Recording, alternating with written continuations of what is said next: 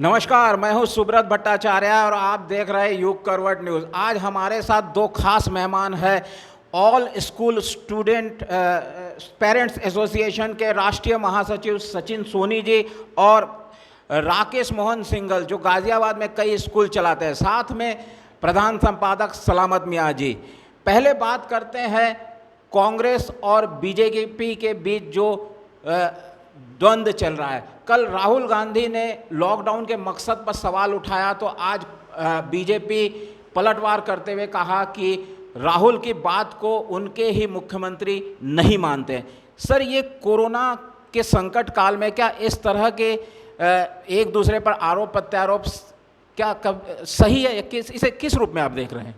देखिए, नेता खामोश रहें ये तो संभव ही नहीं है। और 60 दिन के दौरान जब लॉकडाउन था तो कहीं ना कहीं इस बात की कोशिश हो रही थी कोई सियासत नहीं हो, लेकिन जब दिखाई देने लगा कि कहीं ना कहीं बीजेपी लॉकडाउन को लेकर भी उसमें बड़ी लोकप्रियता बढ़ रही है और कोरोना को लेकर भी कहीं ना कहीं बीजेपी की भी जो छवि और अच्छी हुई है कि और प्रधानमंत्री नरेंद्र मोदी जी को लेकर कि विश्व में भी कहा गया कि साहब बड़ा अच्छा भारत में हुआ, WHO ने भी किया, तो मुझे लगे कहीं ना कहीं जो विपक्ष था उसको इस बात को लेकर भी हुआ होगा कि यार ये तो इस वाले में भी इनकी बड़ी अच्छी हो रही है, तो जाहिर है तो सियासत हो गई है।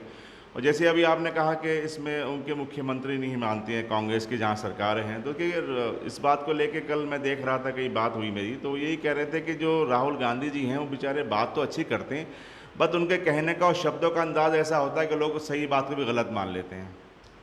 जी हाँ, राहुल गांधी की बातों को उनके मुख्यमंत्री मानते हैं या नहीं, ये तो आप खुद ही समझ सकते हैं। आज बात करेंगे स्कूलों की फीस माफ़ी को लेकर। जब से लॉकडाउन शुरू हुआ तभी से ये मांग उठ रही है कि स्कूलों की फीस माफ़ होनी चाहिए 3 महीने के लिए। क्यों माफ़ होनी चाहिए, सचिन सोनी जी? नमस्कार भट्टा जी, बहुत बहुत धन्यवाद आपका। लॉकडाउन लगने के कारण लोगों के व्यापार बंद हैं, लोगों की नौकरियां चली गई हैं और जिनको वेतन मिल रहा है उनको कटौती होते हुए वेतन मिल रहा है। तो इसलिए हमारी डिमांड है कि जब से लॉकडाउन लगा है और जब तक लॉकडाउन लगा रहेगा, लॉकडाउन के कारण स्कूल बंद हैं, तब तक की स्कूलों को फीस माफ़ करनी चाहिए। क्या कहेंगे राकेश मोहन सिंघल जी की स्कूलों की 3 महीने की फीस माफ़ होनी चाहिए जो मांग उठ रही है? नमस्कार जी, सबसे पहले मैं युग करवट को धन्यवाद देता हूं जिन्होंने मेरे को यहाँ बुलाने का अवसर दिया। जो 3 महीने की फ़ीस माफ़ी की मांग उठ रही है ये बिल्कुल गलत है, क्योंकि स्कूल भी अपने खर्चे इस फीस से ही पूरे करता है। टीचर्स की सैलरी है, अन्य स्टाफ की सैलरी है, अनटीचिंग स्टाफ की सैलरी है। अगर फ़ीस माफ़ कर दी जाएगी तो क्या वो लोग बेरोज़गार नहीं होंगे?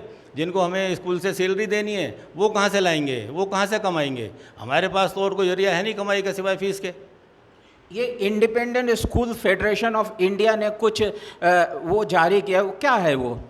स्कूल फेडरेशन ऑफ इंडिया ने गाज़ियाबाद ने जितने भी उत्तर प्रदेश सरकार द्वारा शासन आदेश आए हैं कि आपको 2019-20 के सत्र के हिसाब से ही फ़ीस लेनी है, 2020-21 में फ़ीस नहीं बढ़ानी है, वो मान ली गई है।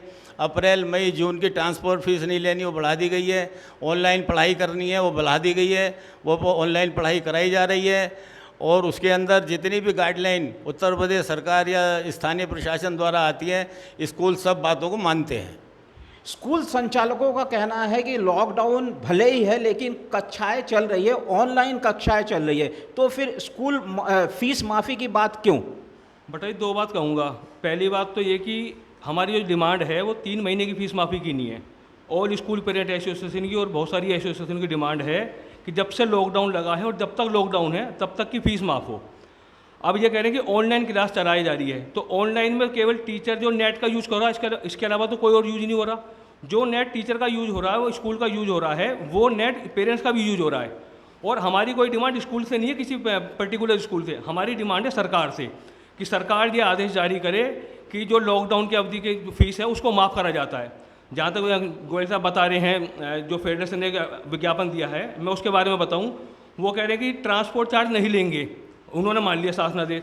मैं कह रहा हूँ जो चीज़ मैंने खरीदी नहीं उसका मैं चार्ज क्यों दूंगा? भला भाई, ट्रांसपोर्ट अगर बच्चा यूज़ करता तो उसको चार्ज देता, जब उसने ट्रांसपोर्ट यूज ही नहीं कर चार्ज क्यों देगा उसका? नहीं, मेरा इसमें देखिए सचिन जी आपसे एक सवाल ये है कि देखिए सरकार से आपकी डिमांड है तो आप दबाव क्यों बनाते हैं स्कूल वालों पे? आप अपने सांसद, विधायक, मंत्रियों से क्यों नहीं करते? देखिए गाज़ियाबाद की अगर हम बात करें तो यहाँ पे विधायकों के, सांसदों के, मंत्रियों के बड़े स्कूल हैं, तो आप उन पे दबाव बनाएं, वरना कि आप जाके स्कूल पे जाके उनके प्रेसिडेंट पे, उनके मैनेजमेंट पे दबाव बनाते हैं। और ये भी कहीं ना कहीं शिकायत मिलती है कि इस दबाव में कहीं ना कहीं ये भी होता है कि फिर आप लोग उनसे अपने एडमिशन भी कराते हैं। इस तरह की बातें आई हैं, वो मैं आपको नहीं कह रहा हूँ, जो संस्थाएं बनी हुई हैं इस तरह की शिकायतें। तो आप ये दबाव मैनेजमेंट पे क्यों बनाते हैं? और दूसरी बात ये रही, जैसे भी राकेश मोहन सिंघल जी ने कहा कि भाई जो टीचर्स हैं उनकी सैलरी कहाँ से जाएगी? तो आप वो भी तो एक इंसान है, उनको भी सैलरी मिलना चाहिए ना। मैं आपकी बात को बता दूं, सिंगल साहब भी गाजियाबाद के रहने वाले, मैं भी गाजियाबाद का रहने वाला हूं, और ये दुर्भाग्य है कि मेरा इनसे परिचय आप ही के चैनल पे हुआ है आज। तो सिंगल साहब स्कूल चलाने वाले खुद बता देंगे कि मैं कितने स्कूल पे गया। यानी कि हमारी एसोसिएशन ने कभी किसी स्कूल पर दबाव नहीं बनाया। जहाँ तक बात सरकार की है, तो हमारी लगातार डिमांड केवल पीएमओ से। आपको इस बात की तो खबरें मिलती होंगी ना, कुछ पेरेंट्स ऐसे दबाव बनाते हैं? मुझे कोई ऐसी खबर आज तक नहीं मिली कि किसी पेरेंट एसोसिएशन ने जाके पर्टिकुलर किसी स्कूल पर दबाव बनाया। हमारी लगातार जो डिमांड है वो पीएमओ से है, वो एचआरडी मिनिस्टर से है, वो मुख्यमंत्री से प्रदेश के। जहाँ तक आपकी बात है ट्रांसपोर्ट चार्ज खत्म करने के लिए जो शासनादेश आया है, हम उससे बिल्कुल भी एग्री नहीं है। और तो और जो उनकी तरफ से एक आदेश आया है कि जो 2019-20 का सत्र था उसी के हिसाब से फीस लेनी है। अच्छा, एक बात, जैसे आपने कहा दबाव की आपकी जानकारी नहीं है। देखिए ये पेरेंट्स की लड़ाई आपने सबसे पहले शुरुआत की थी गाज़ियाबाद में, आपने बहुत मजबूती से उठाया। अब क्या और एसोसिएशन बन गई है, वो क्यों बन गई?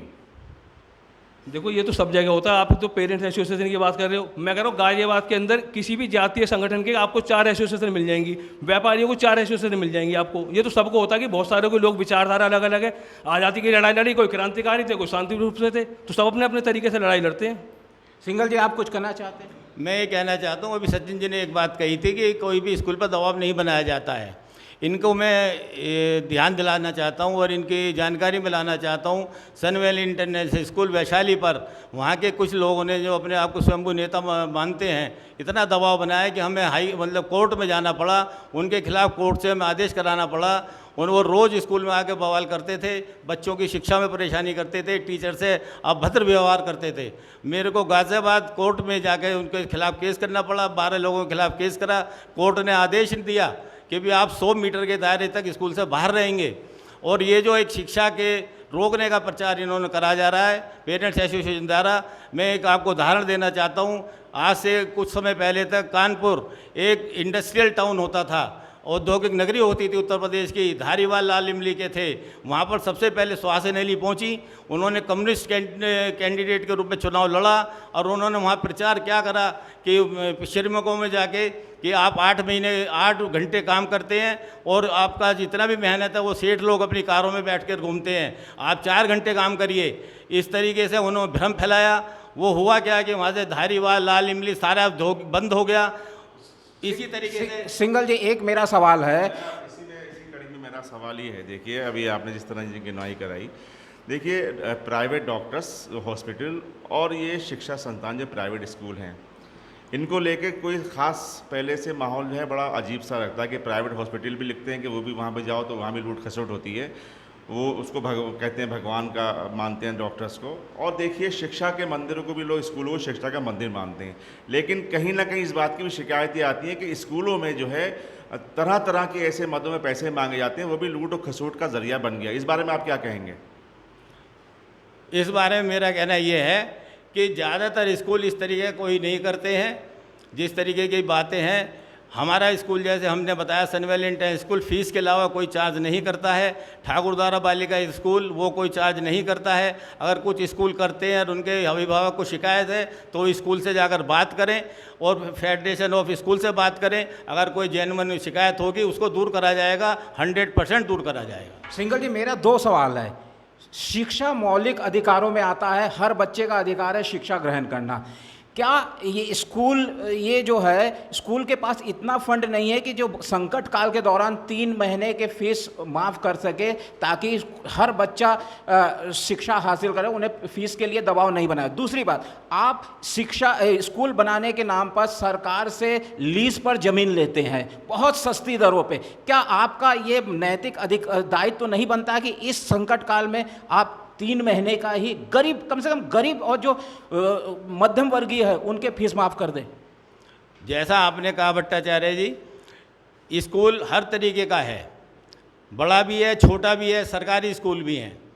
सरकारी स्कूल की आज क्या पोजीशन है उत्तर प्रदेश सरकार में, मेरा इन पेरेंट्स एसोसिएशन से एक आग्रह है, अगर आप स्कूल की शिक्षा का आपके हिसाब से फ़ीस ज़्यादा है या उनका शोषण अभिभावक का स्कूलों द्वारा करा जाया जा रहा है, तो वो सरकारी स्कूलों के ऊपर अपना ध्यान लगाएं, उन्हें इतना बड़ा करें। अगर हमें किसी लाइन के आगे लाइन खींचनी है तो ऐसा नहीं है कि उस लाइन को छोटा करें, अपनी दूसरी लाइन खींचें जिससे कि पहली लाइन अपने आप छोटी हो जाए, वहाँ अपने बच्चों को ना कराएं। जी सचिन, आप ये कहिए, अगर आप उस स्कूल में नहीं पढ़ा सकते हैं तो फिर उस स्कूल में एडमिशन क्यों दिलाते हैं जहाँ पे फीस ज़्यादा है? फिर सरकारी स्कूल में क्यों नहीं जाते हैं? देखो, बात ज़्यादा की कम की तो है ही नहीं, बात है जायज़ की नाजायज़ की। हमारा ये कहना है कि आज के जो महामारी का दौर चल रहा है, इसमें राष्ट्र के ऊपर जो है विपदा है, तो स्कूल वाले उसमें अपना योगदान क्यों नहीं देते? भाई मैं आपकी बात का जवाब दे दूंगा कि सरकारी में पढ़ाए, प्राइवेट में पढ़ाए, मगर वो जो वर्तमान जो स्थिति है उससे बदल जाएगी। फिर वो आज की हमारी जो डिमांड है, हमारा कहना है कि जो वर्तमान स्थिति है उसके अंदर स्कूल अपने यहाँ से फीस माफ़ करें। और जो ये कहते हैं कि भाई हमारे पास जो टीचर को देने के लिए सैलरी नहीं है, मैं कह रहा हूँ कि आपके यहाँ किसी भी दुकानदार के यहाँ, किसी भी कंपनी वाले के यहाँ जो कर्मचारी लगे हुए हैं, सरकार ने आदेश दे दिया कि उनको अपने कर्मचारी का वेतन जारी करना है। क्या स्कूल अपने कर्मचारी का वेतन जारी नहीं कर सकता? और जहाँ तक बात, सबसे ज़्यादा फंड ही स्कूल के पास है। भाई हम कह रहे हैं कि आप किसी भी एक स्कूल को उठा लो, वो कह रहे हैं कि हम कर्मचारी का वेतन नहीं दे सकते, ना टीचर का दे सकते, ना कर्मचारी का दे सकते। ठीक है भाई, आप अपना रिजर्व फंड की जांच करा लो एक बार किसी भी स्कूल की, अगर उनके पास नहीं है तो वहाँ के पेरेंट्स फीस देंगे। और दूसरी बात, मैं आपको बताऊँ कि स्कूल वाले किस स्तर तक गिर रहे हैं। कल ही गाजियाबाद के एक स्कूल ने अपने पेरेंट्सों को नोटिस जारी करा है कि आप अपने अकाउंट की हमसे जांच कराएं, अगर आप वाकई फीस देने की स्थिति में नहीं हो तो हम आपकी 1 महीने की फीस माफ़ करेंगे। माने आप, जो सरकार आपको कहती है कि आपको एक एसोसिएशन के नाते आपको अपने सारे फंडों की जांच करानी है, आप तो कराएंगे नहीं। आप एक पेरेंट्स के ऊपर जब दबाव डालेंगे, वो अपने रिकॉर्ड लेकर आपके यहाँ जाए, अपनी चेकबुक दिखाए, अपने अकाउंट दिखाए, अगर वो जायज़ होगा तो आप उसकी फ़ीस माफ़ करेंगे। सिंघल जी कह रहे हैं कि आप सरकारी स्कूल में क्वालिटी शिक्षा हो, उसकी मांग क्यों नहीं करते हैं? देखो, सरकारी स्कूलों में क्वालिटी हो, हमारी उसकी भी डिमांड है। सरकार ने जो अभी तो जो क्लास का चालू करी है, हम उसमें भी बता रहे हैं कि कहीं ना कहीं खामी है, मगर प्राइवेट स्कूल क्यों ना ठीक हो। मैं सिंघल साहब से बात कर रहा हूँ कि सिंघल साहब बता दें कि इनके स्कूल में कितने एडमिशन RTE के तहत हुए हैं, इन लोगों की ज़मीन लीज पे ली हुई है, ये बता दें कि इनको गाजियाबाद विकास प्राधिकरण ने ज़मीन दी थी, उसके तहत कितने एडमिशन इन्हीं के स्कूल में हुए? जवाब दीजिए सर। लीज पे ज़मीन की जहाँ तक बात है, लीज पे ज़मीन देने का एक पॉलिसी है सरकार की। कॉमर्शियल हो, रेजिडेंशियल हो, शॉपिंग मॉल्स हो, स्कूल्स हो, एक पॉलिसी के तहत सब प्लॉट दिए जाते हैं, उसमें कोई कंसेशन नहीं होता है। इन लोगों का ये भ्रम है। सारी पॉलिसी जो है सरकार के द्वारा निर्धारित होती है, उस पॉलिसी के द्वारा ही स्कूल दिए जाते हैं। क्या ये लोग ये बता सकते हैं अगर ये प्राइवेट स्कूल ना होते तो क्या शिक्षा इतने स्कूलों को दी जा सकती थी? आज भी स्कूल में सिफारिश से एडमिशन होते हैं। क्यों होते हैं? क्योंकि अभी इन स्कूलों की और ज़रूरत है। सरकार बनाए या प्राइवेट लोग बनाए, प्राइवेट क्यों नहीं बना रहे हैं? क्योंकि इन लोगों ने एक ऐसा प्रपंच चला दिया है, अपनी सिर्फ छवि सुधारने के लिए। कल को इलेक्शन होंगे, हमें कहीं सभासद का टिकट मिल जाए, हमें कोई MLA का टिकट मिल जाए, इस बात पे ये लोग अपना वो कर रहे हैं। बाकी इनका शिक्षा से कोई मतलब नहीं है। सत्यानाश कल का होता आज हो जाए ना, इस शिक्षा से कोई मतलब नहीं है। आप ये कहना चाहते हैं जो सरकार स्कूलों को लीज पर ज़मीन देती है, कोई शर्त नहीं होती है कि आर्थिक रूप से कमज़ोर तबकों के बच्चों के शिक्षा एडमिशन देना है, ऐसे कोई शर्त नहीं होती है? आपका सवाल ये नहीं था, आपका सवाल ये था कि लीज पे देते हैं। नहीं, इनका सचिन सोनी जी का सवाल था। हाँ, सचिन सोनी का सवाल है। जिस हिसाब से शर्तें होती हैं, उन शर्तों का पालन करा जाता है। जो RTI के तहत बच्चे आते हैं या कोई गरीब बच्चे आते हैं, उनका एडमिशन लिया जाता है। जो बच्चे आएंगे उनका एडमिशन होता है और हर स्कूल में होता है। क्या आप बता सकते हैं पिछले 1 साल में कितने ऐसे एडमिशन हुए? भाई पूरा आंकड़ा तो मेरे पास नहीं है, क्योंकि मैं इस बात के लिए तैयार होकर नहीं आया था कि वो आंकड़े देने पड़ेंगे। परंतु जो भी बच्चा आता है, हमारे स्कूल की कोई ऐसी शिकायत नहीं है कि किसी बच्चे का एडमिशन ना लिया हो।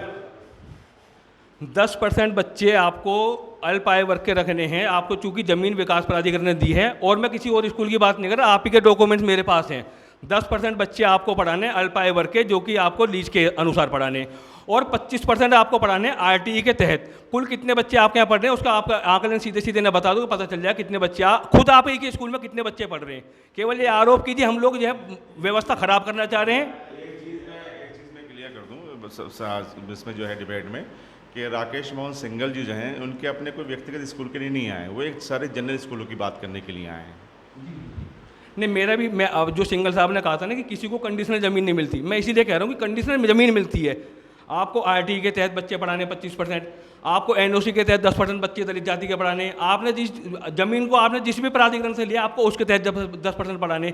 हम तो कह रहे हैं ना, आप बिल्कुल ओपन कर दो ना, आपको ज़मीन मिली, आप बता दो कि कितने बच्चे आपके यहाँ पढ़ रहे हैं, आप बिल्कुल लिस्ट में लिख दो ना, वहाँ पता चल जाएगा, विभाग को भी पता चल जाएगा, पेरेंट्स को भी पता चल जाएगा, सब ट्रांसपेरेंसी आ जाएगी। DIOS द्वारा लिस्ट मांगी जाती है, सारी लिस्ट वहाँ जमा होती हैं, जितने बच्चे आते हैं सबका सब स्कूल एडमिशन लेते हैं। बच्चा आएगा जब भी तो एडमिशन लिया जाएगा, बच्चा आएगा नहीं तो क्या उसको घर से पकड़ के लाया जाएगा। इसमें एक सारा नियम भी है कि उसकी इतनी आय का प्रमाण पत्र होना चाहिए, वहाँ से सर्टिफिकेट होना चाहिए। जब सारी चीज़ लेकर आता है, स्कूल का एडमिशन करता है, ये भ्रम फैलाते हैं जनता में, जिससे कि जनता उग्र हो और स्कूलों के खिलाफ हो और ये शिक्षा का प्रसार बंद हो, ये बंद करना चाहते हैं। सचिन जी, आप काफ़ी समय से इस फीस को लेकर आंदोलन कर रहे हैं, सरकार आपकी पार्टी की है, आखिर सरकार भी क्यों नहीं सुन रही है? देखो, जहाँ तक सरकार की बात है तो मैं एक पार्टी के नाते नहीं, मैं यह एक जनरल, चूँकि एसोसिएशन का राष्ट्रीय महासचिव हूँ, उस नाते आपके यहाँ बैठा हुआ हूँ। और जहाँ तक पार्टी की बात है तो प्रियंका गांधी ने सबसे पहले लेटर लिखा मुख्यमंत्री योगी आदित्यनाथ जी को, और हमने उसका धन्यवाद करा कि कोई तो ऐसा दल आया जिसने कि फीस माफ़ी की मांग करी उत्तर प्रदेश के अंदर। मगर वहीं हमने उनसे डिमांड करी कि आपके जिन जिन राज्यों में आपकी सरकार है, आप वहाँ की सरकार को बायस करें कि उनके वहाँ फीस माफ़ी हो।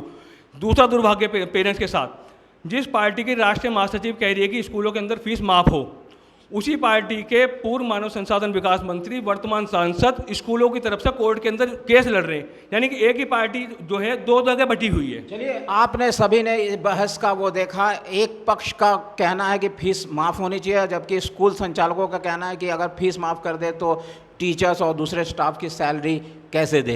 इस पर 18 जून को हाई कोर्ट में सुनवाई होनी है, उसका हम सबको इंतज़ार है। सुब्रत भट्टाचार्य, युग करवट न्यूज़ के लिए।